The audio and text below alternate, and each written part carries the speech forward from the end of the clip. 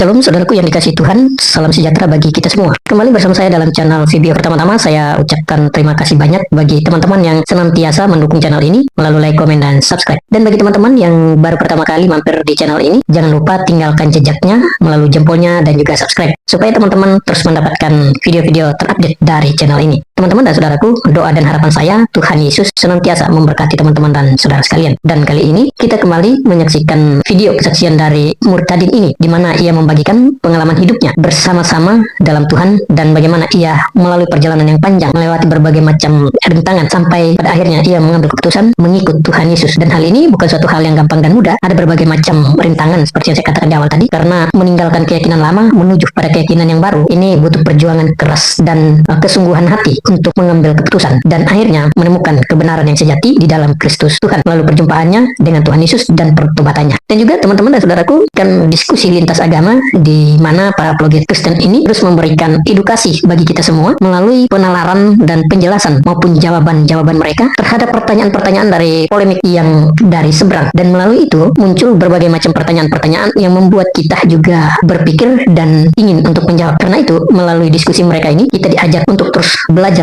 memperdalam kitab suci kita, yaitu Alkitab, dan juga sumber-sumber sejarah yang menjadi dasar iman kekristenan kita. Dan melalui penjelasan-penjelasan mereka ini kita terus didorong untuk semakin giat mempelajari dan mendalami kebenaran Alkitab supaya iman kita semakin kokoh di dalam Kristus Yesus. Nah, baik teman-teman dan saudaraku sekalian, sebelum kita menyaksikan cuplikan video ini, terlebih dahulu kita baca satu bagian firman Tuhan yang menjadi landasan kita untuk menyaksikan video ini yang terdapat dalam yang ke-33, tetapi carilah dahulu kerajaan Allah dan kebenarannya, maka semuanya itu akan ditambahkan kepadamu. Sebab itu janganlah kamu khawatir akan hari esok, karena hari besok mempunyai kesusahannya sendiri. Kesusahan sehari cukuplah untuk sehari. Perkenalkan, nama saya Dian Juanita. Ya, jadi awal mulanya itu dimulai dari tahun 2013 saat saya masih sekolah, teman-teman. Gitu. Jadi saat itu sebenarnya sepertinya sudah ada panggilan ya. Jadi kan saya dari kecil itu didoktrin kalau agama di luar Islam itu sesat, dan agama Kristen itu biasanya kristenisasi gitu. Jadi dia sering narik orang untuk jadi pengikut Kristus gitu ya. Nah, karena pada saat itu saya sama sekali nggak tahu tentang kekristenan. Saya cuma tahu Kristen kayak Islam, agama gitu. Nah, jadinya dan ajarannya pun berbeda ya teman-teman gitu. Kalau di agama saya yang lama, Yesus itu nabi, bukan Tuhan ya, dan Yesus itu nggak disalibkan. Yang disalibkan itu justru orang yang mengkhianati Yesus gitu, Isa Al-Masih. Jadi Yesus sendiri diangkat langsung ke surga gitu kan. Nah, oh ya, sebelumnya tadi belum perkenalkan ya, saya bukan Kristen lahir. Saya seorang murtadin, saya lahir di keluarga Islam 100%. Jadi saat ini di keluarga saya, baru saya yang menjadi pengikut Kristus. Haleluya. Dan itu saya merasa bersyukur, dan saya percaya firman Tuhan, satu orang diselamatkan, maka seluruh keluarganya juga diselamatkan. Saya percaya tinggal tunggu waktunya Tuhan aja. Ya, oke, saya lanjutkan ya. Jadi, pada saat itu, tahun 2013, kebetulan saya suka jalan-jalan ke mall ya. Nah, kebetulan di mall tersebut ada satu gereja karismatik yang besar sekali gitu. Nah, saya ngelihat di situ, kok orang-orang pada ke situ pakaiannya rapi-rapi ya gitu kan, dan cakep-cakep gitu kan, rapi, bersih, mewah. Menurut saya mewah, glamor gitu kan, karena ada yang pakai jas atau pakai dress kayak gitu. Nah, terus habis itu saya tanya teman saya, kebetulan teman saya saat itu Katolik gitu. Nah, saya kan nggak tahu ya Katolik dan Kristen itu ada perbedaan dari cara ibadahnya gitu. Jadinya ya udah saya ajak aja dia. Itu apa sih, saya tanya sama dia, kok orang-orang pada ke situ dengan pakaian yang rapih dan cakep-cakep ya gitu. Dia bilang itu gereja. Hah, gereja kok di mall sih gitu kan ya. Karena kan biasanya kita tahu setiap orang ibadah pasti punya rumah ibadah masing-masing, kayak Islam di musola atau masjid gitu, dan Kristen di gereja gitu kan, dan lain-lain. Nah, jadi kebetulan itu hari Minggu dan saya tahu dia belum ibadah, jadi saya ajak dia untuk masuk ke dalam gitu, karena satu sisi saya penasaran gitu, apa sih yang diajarin di dalam gereja gitu, dan satu sisi lain saya pengen buktiin gitu, bener nggak ya doktrin yang saya terima selama ini kalau di dalam itu ada misionaris-misionaris yang memang bertujuan untuk kristenisasi seperti itu. Oke. Setelah saya masuk ke dalam ya teman-teman, rame kan ya, namanya juga karismatik ya gitu, jadi kayak nonton konser, rame banget. Abis itu ternyata pas pembacaan firman itu pas banget sama pergumulan yang sedang saya alami Jadi saya ngerasa kok bisa pas gini ya, dan nggak tahu kenapa hati saya tuh damai banget, kayak nggak pernah ngerasain hal itu. Makanya itu yang bikin saya rindu untuk balik lagi ke gereja gitu ya. Nah terus habis itu teman-teman, selesai gereja ternyata saya mikir, dikasih selembaran gitu kan, terus dia ada kayak misionaris gitu. Saya masih bertanya-tanya nih maksudnya misionaris di sini apa ya gitu kan. Nah terus tapi saya cuma abaikan gitu aja gitu, jadinya cuma baca, oh ya nanti juga gue paham gitu. Nah habis itu saya mikirin, karena firman yang tadi disampaikan sama pengkhotbahnya itu masuk ke dalam pergumulan saya, dan itu membuat saya damai sejahtera gitu. Nah akhirnya saya jadi rindu kan, saya ajak teman saya lagi minggu depannya untuk ke gereja, saya ajak lagi minggu depannya, saya ajak lagi gitu. Jadinya dia sampai bilang, kok yang rajin malah lu ya dibanding gue, kayak gitu. Padahal yang agamanya Kristen bukan saya gitu. Abis itu akhirnya ada teman saya bilang, lu mau gak sih ikut ke gereja gue gitu, kita ikut kelas pemulihan gitu kan, karena kan kita nggak tahu pola asuh dan segala macamnya gitu. Karena saya ngerasa ada yang salah dengan cara didik orang tua saya gitu, atau saya takut saya ada sakit gitu, yang memang apa ya, nggak tahu kenapa ya, saya emang dari dulu kayaknya interest sama segala sesuatu yang berhubungan sama psikologis, mental health kayak gitu. Jadinya saya ngerasa, wah boleh nih sekalian saya belajar gitu kan. Pemulihan adalah keterbukaan adalah awal pemulihan kan. Jadi saya belajar untuk, mungkin selama ini saya tertutup gitu. Jadinya saya mau tahu sih ajarannya seperti apa. Nah, singkat cerita, pas kelas pemulihan tersebut diinfoin teman-teman kalau selesai kelas akan ada baptisan lahir baru. Nah, di situ saya langsung lahir baru. Oke, jadi Kristen. Nah, suaminya teman saya tanya sama saya gitu. Dia bilang gini, Ju, kalau misalnya orang rumah lu tahu ya, terus habis itu lu jelek-jelek nih ya, kata dia, ketemu jodoh di gereja gitu, lu mau ngomong apa sama orang tua lo gitu, terus pasti kan kebongkar tuh kalau sama ini lu ikut gereja kayak gitu kan. Nah di situ saya mikir, iya juga ya, gimana ya gitu kan, kayak aduh harus gimana ya. Saat itu pun saya belum mengenal Kristus, saya belum mengenal kekristenan dengan benar. Saya ke gereja karena saya ngerasa saya punya damai sejahtera di sana, dan kayak saya tenang dan saya nyaman di dalam sana gitu. Makanya saya selalu pergi ke sana gitu. Nah akhirnya singkat cerita, setelah praklas itu saya jadi takut buat pergi ke gereja.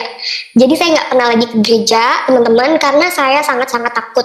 Karena saat itu kejadian pernah, saya kan deket sama seorang yang emang bukan muslim ya gitu. Terus papa saya sakit. Nah di situ pas saya pulang kuliah, saya dapat telepon dari kakaknya papa saya, terus bilang kayak gini, pokoknya kalau ada apa-apa sama adik saya itu semua salah kamu gitu kan. Sedangkan saya deket sama papa saya, jadi saya ngerasa, duh nggak bisa nih nyakitin orang tua gitu kan, saya takut papa saya kenapa-napa. Akhirnya saya mutusin untuk berhenti ke gereja itu karena saya takut, satu, papa saya kena serangan stroke atau jantung, atau ya hal yang menakutkan buat saya, kehilangan orang tua ya gitu. Nah itu saya takut banget. Akhirnya saya berhenti. Terus saya juga takut sama Tuhan saya yang dulu, saya takut dia murka sama saya. Terus juga saya takut ya dosa, dapat neraka dan segala macamnya. Siapa sih yang nggak takut masuk neraka, bener nggak sih teman-teman? Nah di perjalanan itu saya ngerasa ketakutan luar biasa, takut banget gitu. Akhirnya saya mutusin untuk ke rumah teman saya yang di daerah dekat Bekasi gitu ya. Jadi panjangkan perjalanannya cuma buat nangis-nangis doang. Nah tapi teman-teman, yang aneh adalah selalu ada cara Tuhan buat kita balik. Dan entah kenapa saya selalu seneng, walaupun saya nggak gereja gitu, saya tetap baca firman Tuhan. Dan apa yang keluar dari mulut saya, menurut teman-teman saya, itu saya ngomongin firman Tuhan. Jadi pada saat saya udah pindah nih jadi Kristen, kan mereka tahu semua, teman-teman kuliah saya gitu. Dia cuma bilang, kalau buat gue nggak aneh lagi, karena saat dulu pun lu selalu bawa-bawa firman kayak gitu. Sedangkan saya sendiri, saya nggak sadar teman-teman. Nah, oke, ceritanya nih custom banget ya, kemana-mana nggak urut. Oke, lanjut ya. Jadi habis itu saya mutusin untuk nggak gereja, saya tetap dengerin firman Tuhan, saya tetap baca-baca kayak apa sih, renungan gitu ya, yang kayaknya tuh jadi apa yang menjadikan saya pribadi yang lebih baik lagi menurut saya gitu. Saya belajar banyak deh, pokoknya firman Tuhan memang nyata gitu teman-teman, memang hidup di dalam setiap kita yang baca, karena ada tertulis kan ternyata firman Tuhan tuh yang kita baca nggak pergi dengan sia-sia gitu. Nah pasti ada yang tertinggal. Nah terus habis itu oke, saya nafas dulu ya. Oke. Iya, iya. Minum dulu nggak apa-apa. Nggak, ini santai ya Pak Franky Ya, ya. santai aja. Relax, ya. Oke. Nah, singkat cerita, akhirnya saya pakai kerudung sempat di tahun 2018. Saya mutusin pakai kerudung karena saat itu jujur teman-teman saya udah pada nikah, merit, sebenarnya masih di umur yang muda. Menurut saya emang belum waktunya. Tapi masalahnya adalah saya selalu dideketin sama orang-orang yang non muslim gitu kan, jadinya susah ya gitu kalau untuk bersatu karena beda iman gitu kan ya. Nah makanya saya cerita sama teman saya, terus teman saya bilang ya udah pakai kerudung aja gitu, karena saya adalah tipe orang yang nggak akan pakai sesuatu yang aturan agama gitu ya saat memang saya ngerasa saya belum siap dan saya belum benar-benar apa ya bisa melakukan semua peraturan itu gitu. Jadi buat apa kan kalau saya cuma sekedar pakai tapi saya nggak taat. Nah itu saya nggak mau gitu kan. Akhirnya ya udah, saya tahu hukumnya seperti apa, wanita di sana harus pakai hijab gitu ya. Karena kalau misalnya kita nggak pakai kerudung gitu, kita buka-buka aurat, itu nanti orang tua kita yang dapat siksaan di neraka gitu. Karena tidak mengajarkan anak perempuannya dengan baik. Nah serem ya, maksudnya siapa sih yang mau orang tuanya dapat siksaan di akhirat gara-gara kelakuan anaknya? Nggak ada yang mau pastinya. Karena kita ngerasa kita kan diajarin dari kecil tuh nggak ada yang bisa balas jasa orang tua ya. Jadinya di bumi aja belum tentu kita bisa bahagiain orang tua gitu. Kalau di akhirat masih nyusahin, aduh kasihan banget ya orang tua kita gitu. Jadi oke deh, saya perhatiin kata-kata teman saya itu, terus dia bilang pakai kerudung aja karena dengan pakai kerudung jadi jelas identitas tuh. Karena memang bisa dilihat face saya itu keturunan ya teman-teman. Jadinya setiap yang baru ketemu pasti nanya, kamu ke gereja apa ke wihara gitu, marganya apa gitu. Jadinya nggak kelihatan banget sampai kalau saya adalah seorang muslim. Karena waktu saya kerja dulu, pertama kali kerja di kantor saya yang lama, pas saya mau sholat saya nanya kan, ini kiblatnya kemana? Semuanya langsung pada diem, bengong dan ketawa, dikirain saya bukan muslim gitu. Jadi mereka kayak nggak nyangka gitu ya. Nah akhirnya saya mutusin deh tuh buat pakai kerudung. Setelah saya baca-baca ya teman-teman, saya nggak mau kan yang tadi saya bilang saya kosong ilmu agamanya. Akhirnya setelah saya putusin untuk pakai kerudung, saya ikut kajian-kajian gitu supaya menambah ilmu saya juga, dan saya bisa benar-benar menjadi seorang muslimah yang sesuai dengan porsinya gitu ya, menjalankan fungsi saya dengan benar. Nah tapi gimana ya teman-teman, saat saya pakai kerudung itu saya ngerasa kayak fake banget gitu, bukan diri saya sebenarnya gitu. Jadi kayak saya terpaksa melakukan ajaran agama ini gitu loh. Jadinya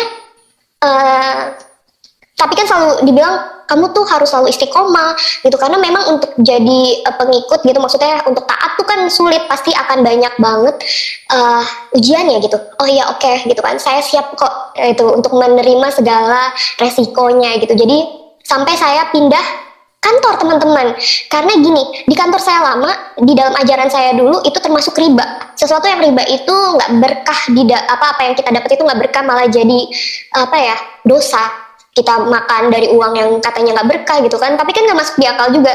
Toh saya kerja dengan jujur, dengan benar, saya nggak nipu, saya nggak mencuri, tapi cuma karena segmennya aja itu termasuk dosa gitu kan.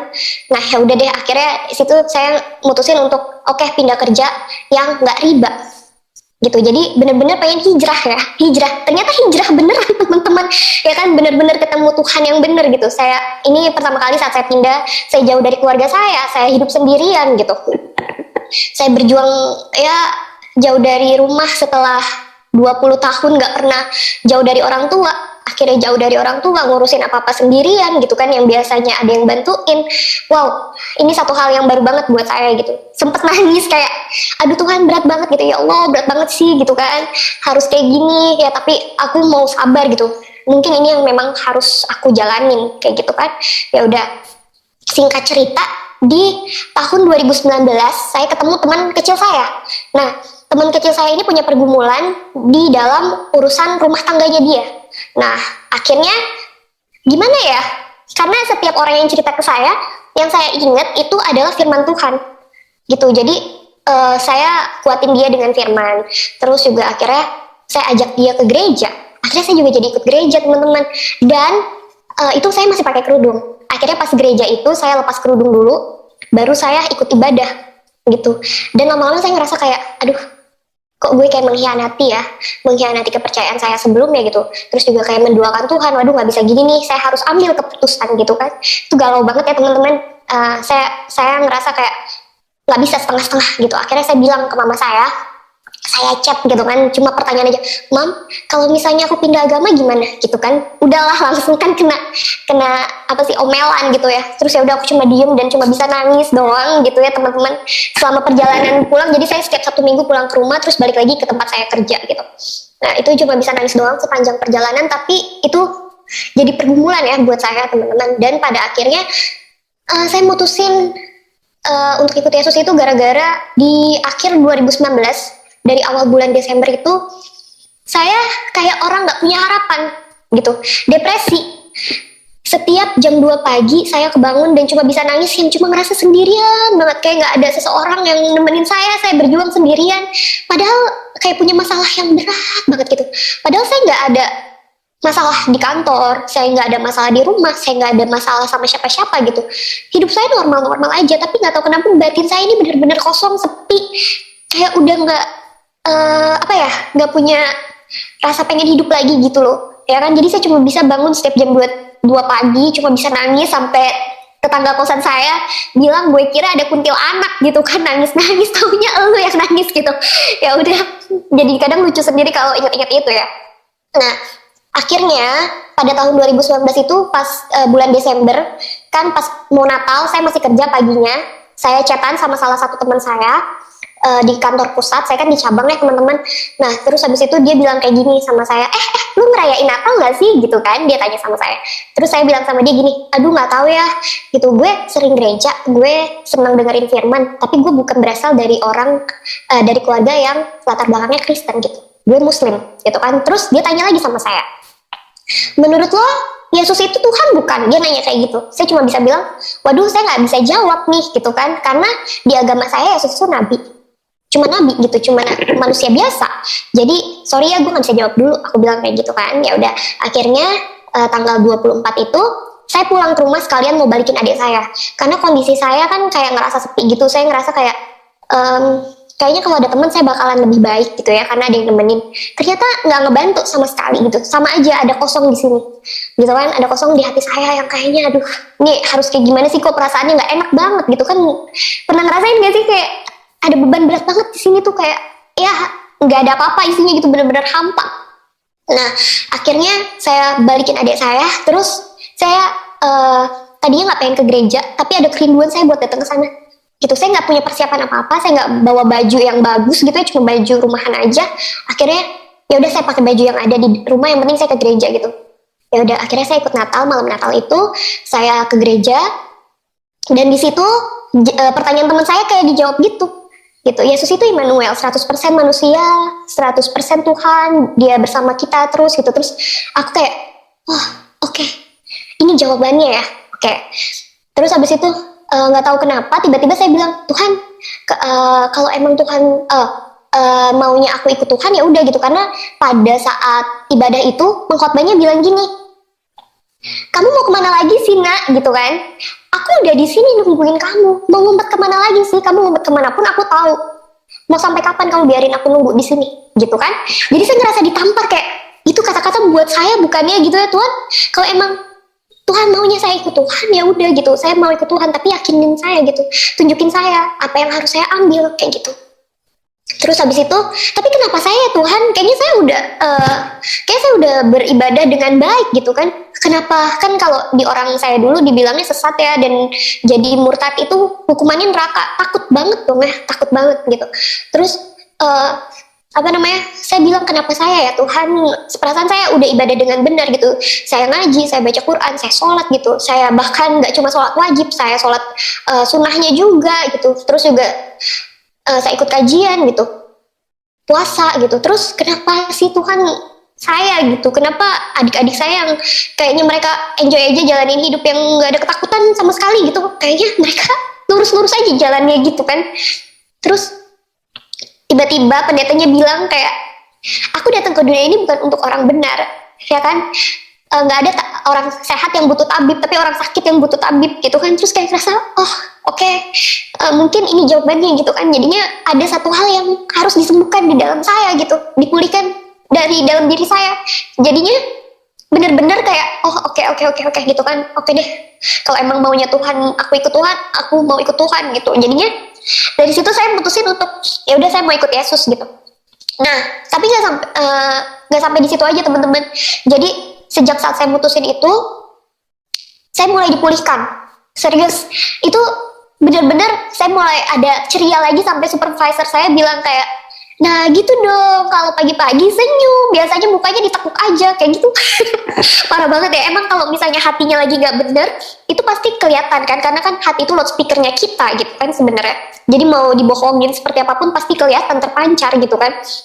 Ya udah, akhirnya saya mulai dipulihkan. Sempat saya bilang gini, bulan Maret itu saya minta saya dipindahin ke Jakarta sama supervisor saya, tapi ternyata Tuhan gak kasih karena tiba-tiba ada corona teman-teman ya. Padahal saya udah berniat untuk resign, jadi saya ngerasa itu juga ada penjagaan Tuhan di situ buat saya dan ada rencana Tuhan di situ. Mungkin kalau saya balik ke Jakarta saya belum dibaptis sampai sekarang gitu, karena pas banget pas corona. Abis itu kan nggak gereja-gereja tuh, gereja online kan. Nah akhirnya ada sedikit keraguan karena saat itu saya terima informasi kalau teman saya, yang teman kecil saya ini yang saya ajak ke gereja waktu dia punya pergumulan itu masuk Islam. Dan itu ajaib banget memang, kan dia tiba-tiba menjauhi saya tuh di bulan Januari ya. Terus saya ngerasa bilangnya sama Tuhan, salah saya apa ya gitu kan. Perasaan saya nggak ngapa-ngapain dia, tapi kenapa ya dia tiba-tiba ngejauh gitu kan. Terus nggak tahu itu ada bisikan yang benar-benar bisikan. Dia cuma bilang kayak gini, tunggu bulan Maret gitu. Saya bingung, ada apa bulan Maret yang spesial ya? Kayaknya dia ulang tahun bukan di bulan Maret, dia ulang tahunnya bulan April gitu kan. Kenapa ya? Dan itu ya dong, jadi bulan April benar-benar ibunya telepon saya. Dia bilang, tolong tante, coba nasihatin abang gitu kan. Dia masuk Islam jadi mu'alaf nih, bapaknya udah marah-marah segala macam kayak gitu. Terus aku langsung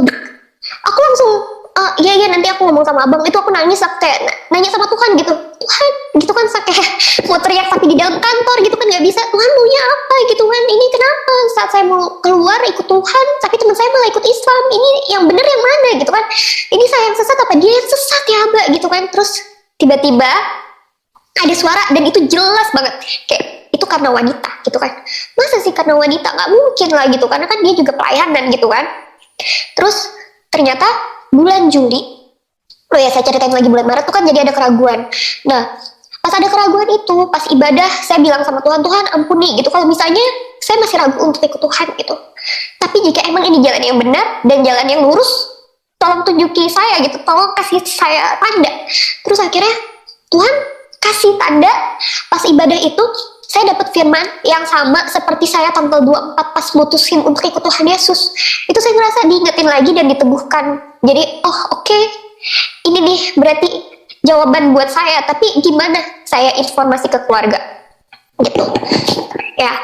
Nah akhirnya saya coba konsultasi ke gereja yang tempat saya dibaptis gitu. Saya ceritain dari awal ke pergumulan saya. Akhirnya saya dijanjiin untuk ketemu mereka. Itu pertama saya diinfoin sama nggak tahu ada bisikan gimana caranya untuk kasih tahu keluarga saya kalau saya punya iman yang beda sama mereka gitu. Karena saya bilang sama kakak rohani saya, Kak aku nggak mau dibaptis sampai keluarga aku tahu imanku gitu. Aku nggak mau bohongin keluarga aku nggak mau gitu.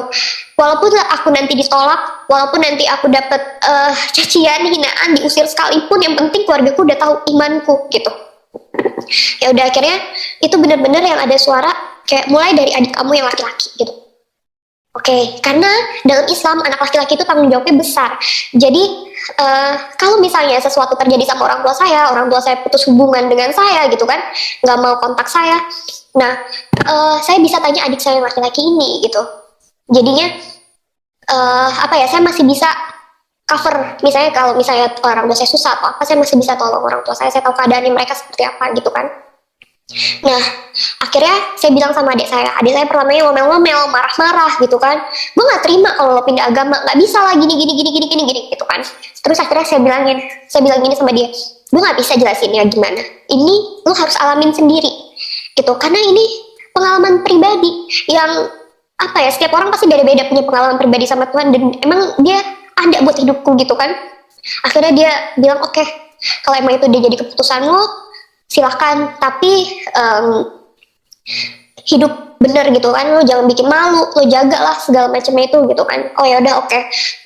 Tapi gue tetap jadi kakak lo nggak gitu, lo tetap terima gue jadi kakak lo nggak? Dia bilang ya mau gimana, darah itu kuat, dia bilang kayak gitu. Oh ya udah oke, thank you, udah memahami dan menerima gitu. Kayak dari situ aku tanya lagi, Tuhan kemana lagi nih gitu kan.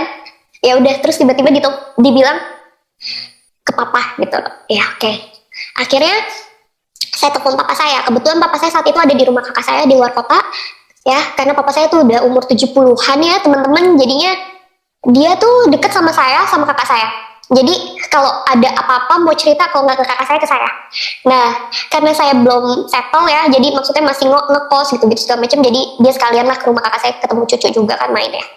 Nah, akhirnya Pak, saya telepon papa saya ceritain semuanya, Pak, aku mau pindah iman gitu kan. Karena saya baru sadar kalau agama dan keimanan itu beda. Kita bisa beragama Islam tapi belum tentu kita punya iman Islam. Kita bisa beragama Kristen tapi belum tentu iman kita Kristen gitu. Dan saya baru tahu kalau Kristen itu adalah gaya hidup ya. Jadi ya beda kan. Jadi saya bilang saya mau pindah iman, Pak, gitu kan. Papa saya langsung bilang gini, ini yang papa takutin. Nah, itu saya ngerasa kayak papa saya udah tahu dan udah paham nih. Maksudnya udah cium bau-baunya nih anak. Kayaknya bakalan convert gitu kan. Terus oke, papa nggak marah. Tapi papa cuma sedih, papa nggak tahu mau ngomong apa nanti sama orang tua papa gitu, kalau papa ketemu di akhirat gitu kan, sama nenek kamu, sama kakek kamu gitu, kalau cucunya tuh murtad gitu. Terus ya udah kita omongin nanti, kamu pikirin lagi aja. Selesai dong. Nah, yang paling berat itu saya kasih tahu ke mama saya, karena mama saya orangnya keras dan saya nggak tahu gimana cara mulainya. Jadi tepat hari Rabu pas malamnya jam 8 itu saya mau ketemu pendeta saya buat konsultasi lagi masalah kelas baptisan.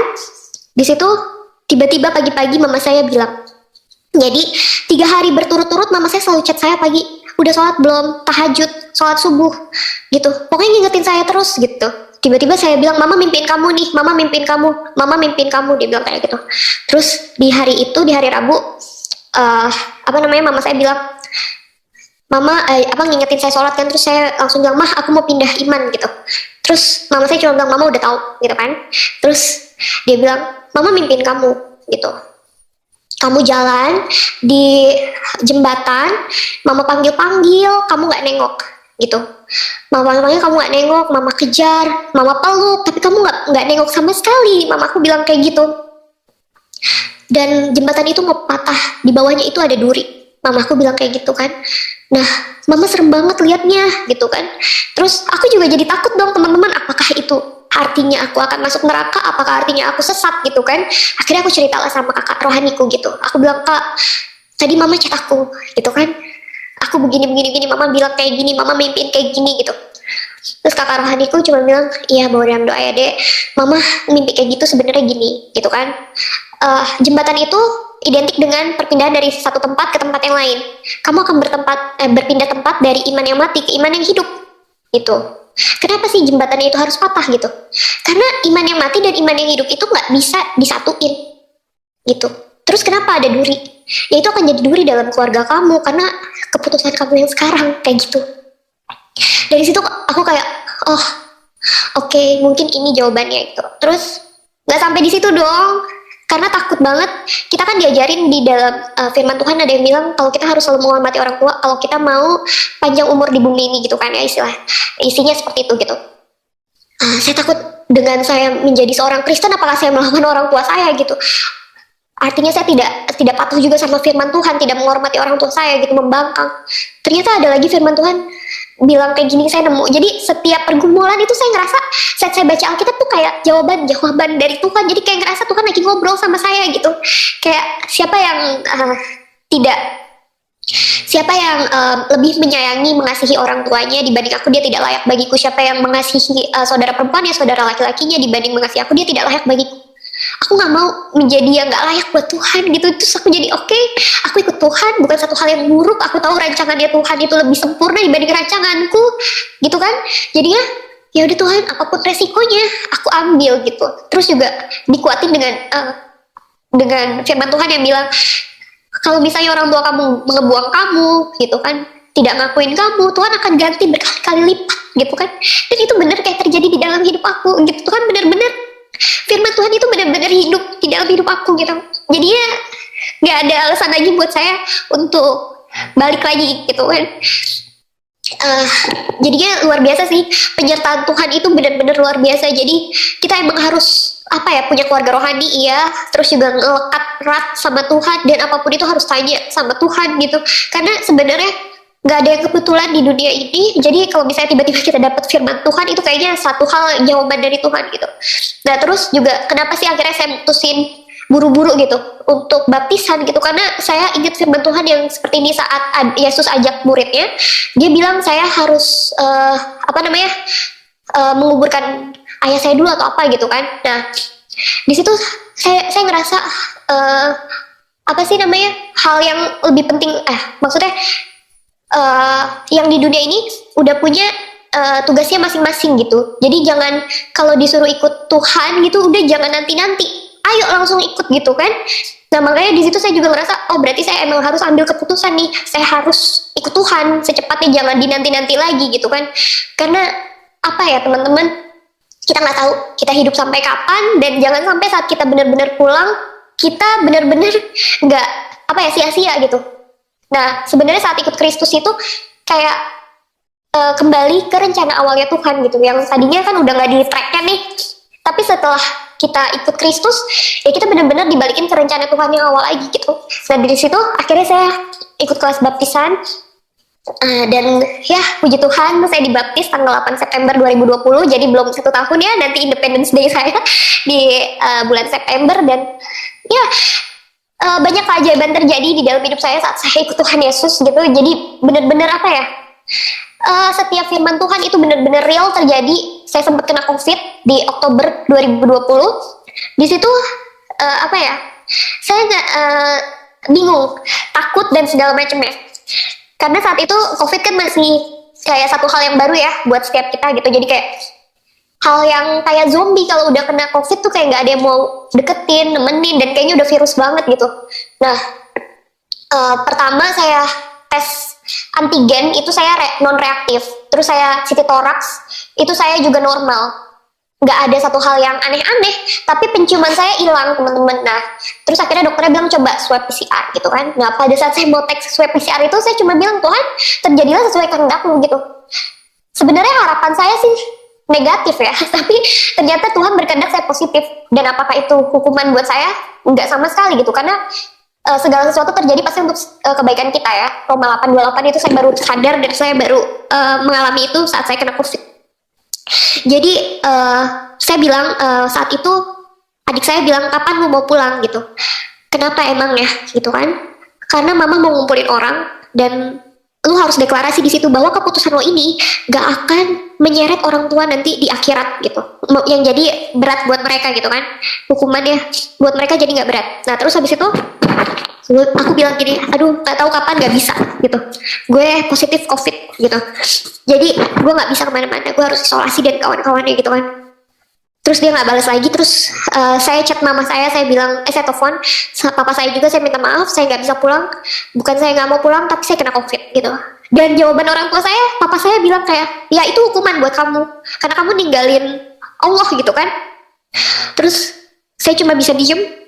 Terus juga saya bilang ke mama saya, terus kata mama saya, gak usah ngadu, karena itu udah jadi resiko kamu, pokoknya selama kamu murtad ya nggak usah ngadu apapun itu gitu. Dan mama saya juga selalu bilang apapun yang terjadi sama kamu itu hukuman. Terus juga apapun yang saya kasih ke mama saya itu nggak diterima karena haram buat mereka. Terus juga air susu mama saya yang ada di dalam saya itu katanya haram buat di dalam tubuh anak yang kafir gitu kan ya. Jadinya sebenarnya peperangan rohani sih ya teman-teman gitu. Saya nggak dapet kekerasan fisik, tapi batin dan pikiran itu perang, dan itu benar-benar harus melekat sama Tuhan. Kalau nggak mungkin saya nggak kuat sampai sekarang. Itu benar-benar penyertaan Tuhan luar biasa. Saya benar-benar serahin semuanya sama Tuhan. Jadi biar Tuhan yang ambil alih gitu. Jadi pas saya COVID itu Kebetulan saya cuma ngandelin gaji saya ya teman-teman. Jadi kan habis habis buat tes ini tes itu, dan buat kebutuhan saya sisa duit saya cuma 400.000 saat itu. Terus apa namanya, sorry, bapak kos saya bilang, kamu mendingan, jadi saya sempat bilang sama bapak kos saya kalau saya kena COVID. Akhirnya puji Tuhan dari kantor kan pernah sempat ada kerjasama sama puskesmas sekitar. Jadi saya kenal orang puskesmas, saya laporan kalau saya kena COVID. Akhirnya dibantuin untuk urus surat domisili dan kawan-kawannya biar saya dapat slot di tempat isolasi dari pemerintah gitu. Ya puji Tuhan diurusin dan emang dapat. Jadi pas saya udah selesai dari situ, saya mau pulang lagi dong ke kos gitu. Uang saya tinggal 400.000. Terus bapak kos saya bilang, mendingan kamu jangan di sini dulu gitu. Kamu ngungsi dulu kemana? Nanti kalau udah gimana baru balik lagi gitu, karena anak-anak kos masih takut. Itu jadi kayak gimana ya, aduh harus apa nih gitu kan, mana nyewa kosan di situ 1 jutaan per bulan ya gitu kan, minimal tuh 1.200.000 gitu kan, duit dari mana gue gitu kan. Kayak ya udah, akhirnya di dalam ambulan cuma bilang, bapak please take over gitu kan. Aku udah gak tahu deh mau gimana, terserah mau dibawa kemana. Aku tahu kok rencanamu lebih indah dari rencana aku, dan pastinya aku gak akan jatuh tergeletak. Aku bilang kayak gitu, please take over bapak gitu. Dan ternyata beneran pas sampai puskesmas itu kakak rohani saya kasih saya pinjaman 1 juta gitu kan. Jadinya aduh Tuhan terima kasih gitu. Jadi seenggaknya saya punya tempat gitu, dan emang gak akan kekurangan teman-teman. Jadi jangan pada takut gitu. Jadi kan kalau bisa dibilang uang saya sisa 200.000 sampai nanti gajian lagi gitu ya. Itu buat makan gimana, dan bener-bener saya kayak gak kekurangan sama sekali bahkan untuk makanan gitu. Jadinya di situ saya ngerasa, oh oke, gitu. Di sini saya belajarnya pada saat kena COVID adalah gini. Selama ini saya ngandelin kekuatan saya sendiri. Saya ngandelin kekuatan saya sendiri karena dari awal saya lulus bahkan ya, itu saya nggak pernah ngerepotin orang tua saya. Nggak pernah saya minta uang spesial pun sama orang tua saya gitu. Bahkan kuliah pun saya beasiswa gitu. Jadi ya apa ya, saya ngerasa saya mampu sendirian gitu, dan ternyata itu sangat apa ya, berpengaruh dalam hidup saya. Saya jadi nggak trust sama orang gitu. Saya ngerasa kalau orang lain yang apa yang ngambil alih semuanya dan saya nggak ikut turun, itu nggak akan berjalan gitu. Jadi benar-benar kayak Tuhan tuh mau balikin, kayak lu nggak bisa sendirian nih. Kalau lu sendirian lu capek gitu, lu harus serahin sama gue gitu. Lu lakuin bagian lu dan gue yang akan bertanggung jawab sisanya. Jadi kayak benar-benar mengenal hati bapak lagi kayak gitu kan. Mulihin saya bahwa saya harus belajar untuk percaya gitu, harus belajar jangan mengandalkan kekuatan saya sendiri gitu, dan itu nggak baik buat diri saya. Jadi Roma 8:28 lagi teman-teman. Jadi banyak banget sebenarnya kejadian-kejadian luar biasa gitu ya, kalau misalnya kita ikut Yesus. Dan emang Roh Kudus itu tadi ya benar-benar petunjuk.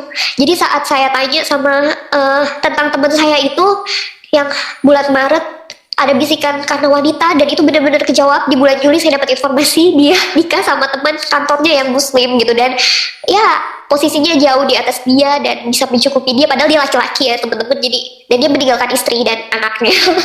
Aduh Tuhan Yesus gitu kan, tuh kayak aduh benar-benar deh Roh Kudus itu benar-benar ada dan benar-benar hidup. Dan ya biar kita nggak sesat, dia selalu kasih kita petunjuk gitu sih. Ya, Bapak Ibu Saudara, penolakan dari keluarga itu ya memang hal yang wajar. Jangankan dalam Islam, dalam Kristen sendiri pun pasti akan mengalami penolakan ketika salah satu anggota keluarganya memutuskan untuk meninggalkan Tuhannya atau meninggalkan keyakinannya yang lama. Karena itu Bapak Ibu Saudara, ya ini hanya bedanya bahwa di sebelah pastinya akan lebih ekstrim caranya.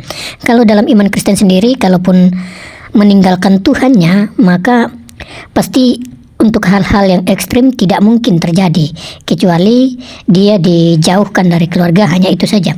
Nah, luar biasanya adalah bahwa dalam kesaksian ini, ketika Mbak Dian Juanita ini menyampaikan kisah ini, maka saya berpikir bahwa ini tidak mudah untuk menghadapi, tapi kita percaya bahwa rencana Tuhan itu tidak akan pernah berhenti dalam kehidupan kita, terutama ketika kita sungguh-sungguh mau mencari kebenaran. Saya percaya bahwa Tuhan itu pasti akan menolong dan membuka jalan bagi kita. Kalau dilihat dari pergumulan yang dialami, dari kesaksiannya ini, mulai dari awal pergumulannya ketika dia mulai sadar bahwa ada sesuatu yang membuat hatinya lebih damai ketika dia masuk gereja di salah satu mall yang sudah disebutkan di awal video. Di situ rencana Tuhan itu tak pernah gagal, dan hal itu ketika ia mulai melakukan pencarian akan kebenaran, maka di situ Tuhan juga akan terus membimbing dan menyertai dia sampai ia benar-benar menemukan kebenaran yang sejati di dalam iman Kristen tersebut. Nah, untuk itu Bapak Ibu Saudara, ini juga menjadi pengingat bagi kita bahwa kehidupan yang bergantung kepada Tuhan itu sangat penting, dan memang itu yang paling fundamental dalam menjalani kehidupan beragama. Karena itu Bapak Ibu Saudara, doa dan harapan saya senantiasa diberkati oleh Bapak Ibu. Ya, terima kasih. Ini saja pesan saya. Tuhan Yesus memberkati kita semua. Shalom.